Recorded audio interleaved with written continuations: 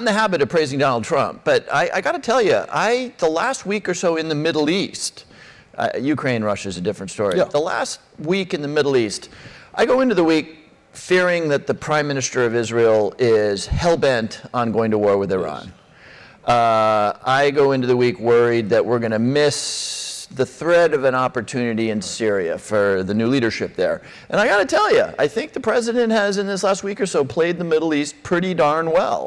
My guess is that the Prime Minister of Israel is cooling his heels a little bit on planning for Iran. My guess is that he's probably thinking through a better situation than he otherwise might want for Gaza. And look, it appears we're going to give Shara a chance in Syria. That's pretty good stuff. Again, not in the habit of praising this president, but I got to give him some kudos there.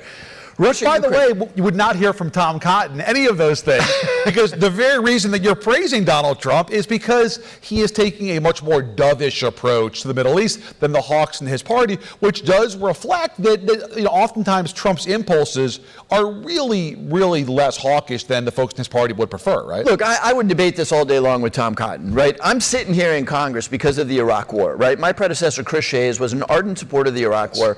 I could go on. The mistakes of American foreign policy, I'm cautious about broad statements, but the mistakes of foreign policy in my lifetime have been mistakes of being naive about military engagement or about, covert remaking stuff. the region. Vietnam, remaking the region, changing the world at the point of the of a spear.